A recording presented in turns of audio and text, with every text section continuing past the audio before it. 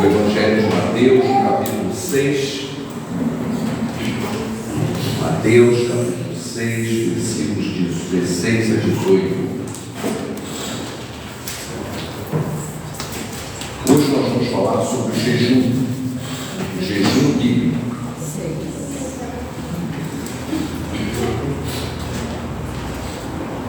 Como parte do nosso estudo sobre meios da graça, um dos meios da graça é o jejum.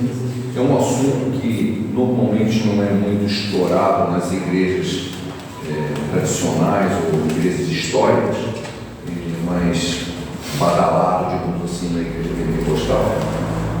Mas nós queremos estudar sobre isso, o jejum bíblico. Vamos ler então. Jesus está nos falando sobre o jejum. Mateus capítulo 6, versículos 16 a 18. Quando jejuares, não vos mostreis contristados como os hipócritas, porque desfiguram o rosto com o fim de parecer aos homens que jejumam. Em verdade vos digo que eles já receberam a recompensa. Tu, porém, quando jejuares, unge a cabeça e lava o rosto, com o fim de não parecer aos homens que jejuam, e sim ao teu Pai em secreto. E o teu Pai, que vem em secreto, te recompensará.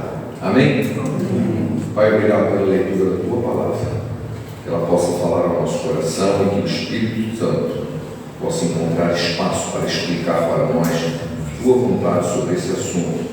É o que eu te peço em nome de Jesus. Amém. Amém. O texto que nós lemos já nos diz várias coisas a respeito do jejum. Jesus está validando e ele diz que traz recompensa, e o Pai que vem em secreto, ele te recompensará. Uma outra coisa interessante, ele diz num único versículo, é que você jejua para Deus. Qualquer outro motivo, por que você jejua para Deus? Embora o jejum na Bíblia não seja um mandamento, não existe um mandamento, você tem que jejuar, isso não existe na Bíblia. Mas a prática do jejum é bíblica, desde o Velho Testamento, inclusive no Novo Testamento. O próprio Senhor Jesus começou o ministério dele jejuando. Os 40 dias no deserto ele ficou em jejum. Então, ele não apenas praticava, validava, e ainda disse mais: Deus recompensa aqueles que praticam. Então vamos estudar isso. Mas o que seria jejum? Para começar essa conversa, você tem que entender o que é jejum. Jejum é ficar sem comer. É uma abstinência de comida. Esse é o jejum normal. O jejum normal é a abstinência de comida. Você deve beber água, né? É comum, mas lá eles fazem um jejum de água. Não é bem assim, não. Ainda mais no clima desértico, você morre rapidinho se ficar sem beber água. O próprio Senhor Jesus, os 40 dias que ele ficou no deserto, ele fez jejum de comida, porque ele disse que ao fim dos 40 dias ele teve fome, ele não teve sede, ele estava bebendo água, ele não comeu, ele estava em jejum de comida, que é o jejum normal. Bom, existe o jejum total, aquele que você não come nem bebe água, esse tem que ser por pouco tempo, e aparece na Bíblia em duas situações, mas situações extremas, né? Uma delas está no livro de Esther, 4:16, capítulo 4, versículo 16, onde a Esther pede para que haja um clamor a Deus e todo mundo fica sem comer e beber, porque eles estavam declarados que eles iam ser executados, ia morrer todo mundo. É um negócio bem urgente mesmo. E existe o jejum parcial. O jejum parcial, e a gente precisa entender bem aqui, né? Em Daniel, no capítulo 10, versículo 2 e 3, durante 3 semanas, Daniel não tomou vinho, carne ou coisas saborosas. Ou seja, ele comeu só pão e água lá e não comeu mais nada, porque ele era um jejum que tinha um certo objetivo. Hoje em dia, né, como que a gente pode praticar o jejum? É bastante comum, eu particularmente, né, fazer esse jejum parcial, porque eu não posso fazer o jejum total já que eu não remédio. Se você tem, para quem tem dificuldade ou tem certo problema de saúde, você toma remédio de uso contínuo, você não pode ficar simplesmente sem comer, porque o remédio vai causar um estrago no seu estômago, né? Você precisa comer alguma coisa. Alguns remédios dizem claramente que você não pode tomar ele em jejum, porque faz mal. Então Então, há um problema médico aí, você teria que fazer um jejum parcial. E tudo como é na Bíblia, que a gente tenta encontrar algo, digamos assim, meia boca, né? Aí começam as distorções, né? Porque você imagina o seguinte: o jejum é um sacrifício que você faz para Deus. Não é certo, mas eu não posso fazer esse tipo de sacrifício, né? Aí aparece um jejum alternativo. Eu não estou falando daquelas pessoas que jejuam para emagrecer, ou jejum intermitente, que é para melhorar a saúde. É outro motivo, não tem nada de espiritual nisso. Mas eu chamo de jejum coach. O jejum coach é aquele que é para você dar uma estimulada, assim, um certo tempo atrás, um tempo a mais, o crente, e ele estava descalço. Por que você está descalço? Quando jejum de sapato. Foi uma semana sem andar de sapato. Um jejum de sapato. Certo. Aí começa essa história assim, um jejum alternativo, né?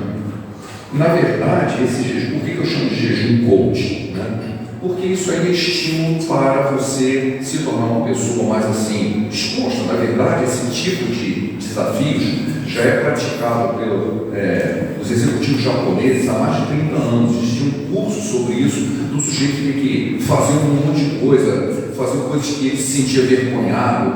Você tem vergonha de falar em público, então vamos botar você para passar vergonha, para você quebrar essa barreira. Isso tudo é uma quebra de paradigmas assim, pessoais, mas não é para Deus, é para a pessoa. O problema do jejum coach é porque você não está oferecendo para Deus, está oferecendo para você mesmo, para você melhorar como pessoa. Então isso não tem valor diante de Deus. Tem gente que você vai fazer jejum de celular. Vai ser muito bom você fazer jejum de celular. Você perde muito tempo com isso. Mas você faz o que com o tempo que você fez jejum de celular? Eu assisti televisão, não grande coisa. Trocou 6 por meia dúzia. Eu vou fazer outra. Não adiantou nada. Então esse tipo de jejum é um jejum para você, não é para Deus. Agora, se alguém quer um jejum alternativo, eu tenho algumas sugestões. Você pode fazer jejum de vício. Você tem um vício? Faça jejum. Olha, tem um jejum que eu sei que Deus aprova. Jejum de pecado. Eu faço jejum de pecado, eu não vou pecar nunca mais. Mas é uma maravilha, pode ter certeza, Deus vai gostar desse. Mas tem que ser para Deus. Não é para você fazer um jejum para você, para você melhorar como pessoa. Esse é jejum coach. Não interessa qual é o jejum que você está fazendo. Se você está fazendo para você mesmo, não é para Deus.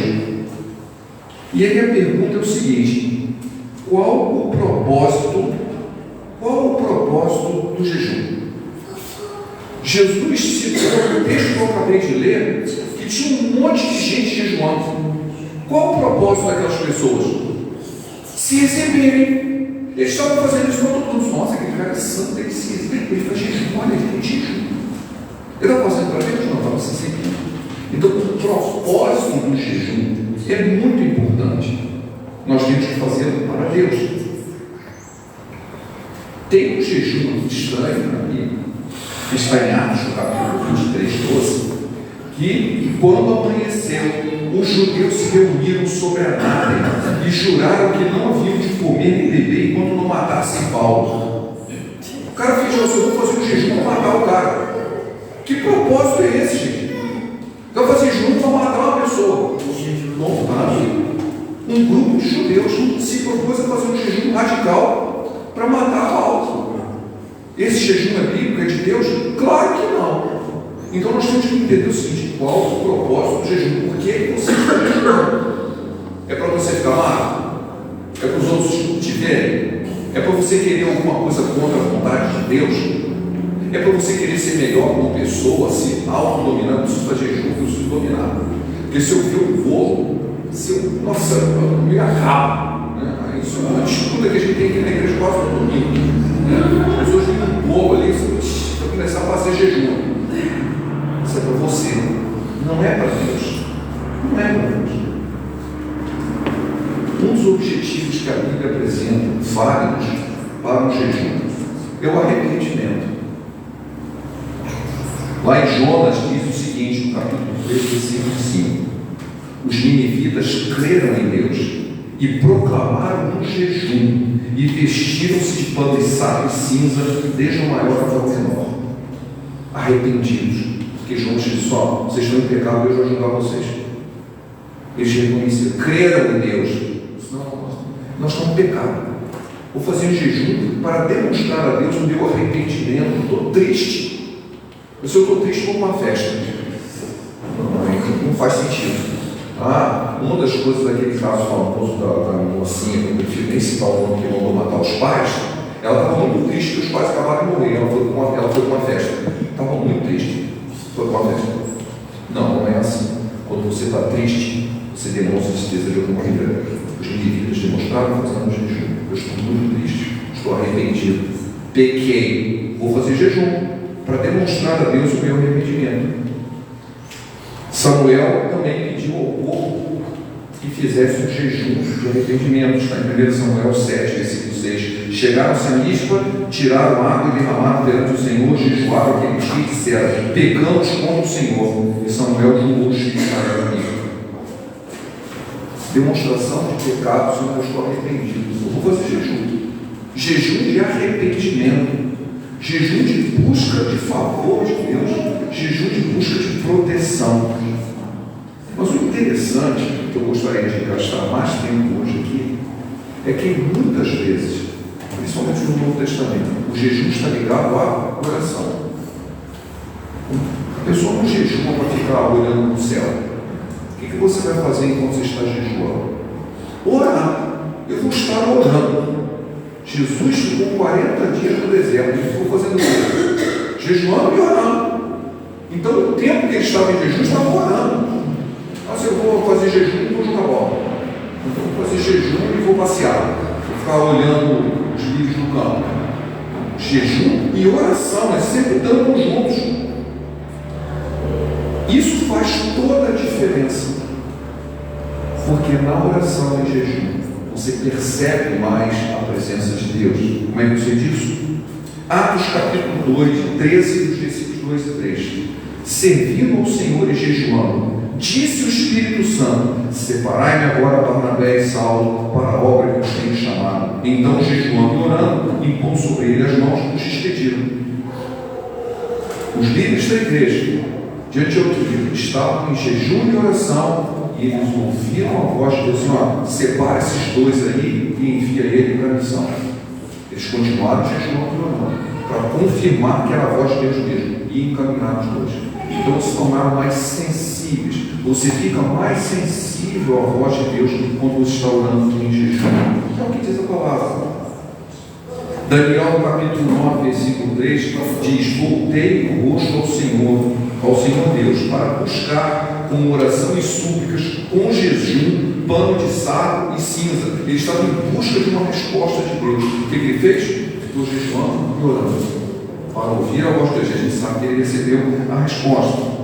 Então, buscar a orientação de Deus em jejum indica que o jejum potencializa a oração.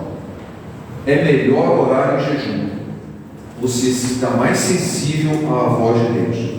Nós estamos também buscando, fazendo jejum para estar mais próximos de Deus. Simples assim, buscando consagração. Em Lucas, no capítulo 2, versículo 37, e aqui era viúva de 84 anos, essa não deixava o templo, mas adorava dia e noite em jejuns e orações. Uma senhora, uma profetisa, que depois até reconhece a presença do Messias na forma de um menino, um bebezinho na época, e ela estava no templo, jejuando e orando. O que ela estava fazendo? Se consagrando, buscando a presença de Deus, buscando a presença de Deus em jejum e oração. O próprio Senhor Jesus, quando começa o ministério, ele estava em jejum e oração, estava buscando consagração. Há um outro texto, que esse normalmente é o que é mais badalado aí nas igrejas pentecostais, que é igualmente importante, que é buscar o fortalecimento espiritual. O famoso caso, quando os apóstolos trazem um jovem endemoniado e disse para Jesus: olha, a gente não conseguiu expulsar esse demônio. E Jesus então faz uma declaração: essa casta não se espere, senão por meio de oração e jejum. Fortalecimento espiritual. Você ora e jejua para se fortalecer espiritualmente. E foi assim que Jesus ficou sozinho. Está num outro nível de consagração. E você alcança isso jejuando. Então nós devemos realmente jejuar das mais diversas formas. Claro que eu não estou falando de jejum coach, tá? Se você quiser andar descalço ou fazer qualquer outra coisa, aí, sei lá, cortar o cabelo só pela metade, fazer uns negócios diferentes, porque as pessoas têm uma criatividade enorme para contornar a vontade de Deus, menos fazer a vontade de Deus. Aí eu fui assim, mas isso aí está muito difícil, eu vou arranjar um jeito de dizer que eu estou fazendo. Como se Deus fosse um bobo, né, que possa ser enganado. Jejum coach não serve, nós devemos fazer o jejum bíblico. E o jejum bíblico tem uma série de vantagens. Ele deve ser feito para o Senhor, em segredo. Deus nos recompensa, Ele nos fortalece espiritualmente, Ele nos ajuda na nossa consagração, Ele nos torna mais sensível a ouvir a voz de Deus. O jejum, ele significa a mortificação da carne. Ele deixa o espírito atento. E o propósito, embora primário, seja mortificar a carne, você fica passando fome, né? Ele nos deixa sensível. Tem uma citação aqui que eu anotei, eu não quero falar o nome da pessoa porque existem outras controvérsias a respeito desse nome. O jejum não muda a Deus, ele é o mesmo antes, durante e depois do seu jejum. O jejum muda você, vai lhe ajudar a manter-se mais suscetível ao Espírito de Deus. E eu concordo com isso, é isso mesmo. O jejum muda você, não muda Deus. Ele vai se tornar mais, você fica mais sensível à voz de Deus. Por último, eu quero ler um texto, e eu quero que os irmãos abram sua Bíblia comigo, porque ele fala sobre jejum, que está em Isaías, no capítulo 58. Isaías, capítulo 58. Porque, vendo tudo isso, ouvindo tudo isso, nós ficamos com a impressão seguinte: então o negócio é jejuar e o resto vai ser resolvido. Não é bem assim.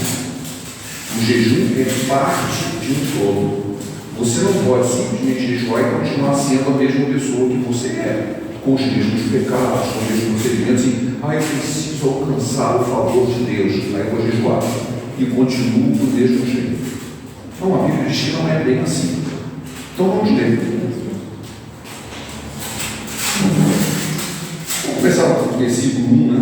Isaías 58 diz assim: clama a plenos pulmões, não te detentes, ergue a voz com uma trombeta e anuncia ao meu povo a sua transgressão e à casa de Jacó os seus pecados. Mesmo nesse estado, ainda me procuram. Mesmo nesse estado está em pecado. Isso é Deus falando. Isaías está falando em nome de Deus. Mesmo nesse estado está de pecado, ainda me procuram dia a dia. Tem prazer em saber os meus caminhos, como um povo que pratica a justiça e não deixa o direito do seu Deus. Perguntam-me pelos direitos da justiça. Tem prazer em se chegar a Deus, dizendo: por que jejuamos nós e tu não atentas para isso? Por que afligimos a nossa alma e tu não levas em conta? Eis que no dia que jejuais, cuidai com seus próprios interesses e exigis que se faça todo o vosso trabalho. Olha, Deus está dizendo assim: você jejua e continua a vida normalmente, como se nada estivesse acontecendo. Em vez de você jejuar e orar, você está fazendo o que normalmente você faz. Eis que jejuais para contendas e rixas, e para ferirdes com punho iníquo. Jejuando assim como hoje, não se fará ouvir a voz do alto. Essa frase aqui incomoda demais. Dependendo de como você está jejuando, seu jejum não vai chegar à presença de Deus. Deus não vai te ouvir. Seria esse jejum que escolhi, versículo 5, seria este o jejum que escolhi, que o homem um dia aflige a sua alma, e incline sua cabeça como um junco, e estenda debaixo de si pano de saco e cinza, chamaria tu isto jejum e te aceitava o Senhor? Porventura não é esse o jejum que escolhi, que solte as ligaduras da impiedade, desfaça as ataduras da servidão, desligue os oprimidos e despedaces todo o jugo? Porventura não é também que repare o pão com família e recolhas em casa os pobres desabrigados, e se o vires nu, o cubras e não te escondas do teu semelhante? O que o texto está dizendo? Quais são as suas atitudes de que adianta você jejuar se você continua uma vida de pecado, uma vida longe da piedade de Deus? Ele está falando isso lá, você vê. É lógico que ele está falando diante da realidade daquela época. Você encontra alguém nu na rua, acho até que a gente encontra, você não procurar, vai encontrar mesmo. Mas era comum encontrar pessoas que não tinham roupa, que estavam passando necessidade. Você vê isso, não faz nada, e depois você jejua. Faça alguma coisa. Deus está falando que depende da atitude. Você tem que ter uma atitude de crente. Não adianta jejuar e continuar com a atitude de ímpio. Essa é que a palavra está dizendo. Você quer que Deus ouça e veja o seu jejum? Tenha uma atitude de crente e não uma atitude de ímpio. E sabe qual é a recompensa? Versículo 8. Então romperá a tua luz como a alva, e a tua cura brotará sem detença. A tua justiça irá diante de ti, e a glória do Senhor será a tua retaguarda. Então clamarás e o Senhor te responderá, gritarás com socorro e ele dirá: eis-me aqui. Se tirares do bem de ti o jugo, e o dedo que ameaça, e o falar injurioso, se abrires a tua alma ao faminto, e fartares a alma aflita, então a tua luz nascerá nas trevas, e a escuridão será como o meio-dia. O Senhor te guiará continuamente, fartará a tua alma até em lugares áridos, e fortificará os teus ossos. Serás como um jardim regado e como um manancial, cujas águas jamais faltam. Seremos como um jardim regado como um manancial. O manancial que a gente sabe da água que vem do trono, né? Desse versículo aqui que tem essa música, né? É uma bênção para aqueles que aliam a atitude ao jejum, a busca de um jejum bíblico, um jejum genuíno, uma busca sincera pela presença de Deus, não apenas porque eu estou precisando de um socorro imediato. É válido buscar a Deus um socorro imediato, mas buscar também o Senhor em consagração, buscar o Senhor um fortalecimento espiritual, que as nossas orações sejam fortalecidas pelo nosso jejum, mas acima de tudo, pela nossa atitude. E aí sim, o Senhor fará exatamente como ele prometeu. Jesus disse: olha, você será recompensado. Como que eu vou ser recompensado? O Senhor te guiará continuamente, fartará a tua alma até em lugares áridos, e fortificará os teus ossos. Serás como um jardim regado e como um manancial, cujas águas jamais faltam. Que o Senhor nos abençoe, amém? Amém. Obrigado, Pai, por essa palavra. Possamos entender o jejum, que é o teu propósito nas nossas vidas, possamos buscar em oração, gastar tempo em oração, buscando a tua face, buscando ouvir a tua voz, buscando fortalecimento espiritual.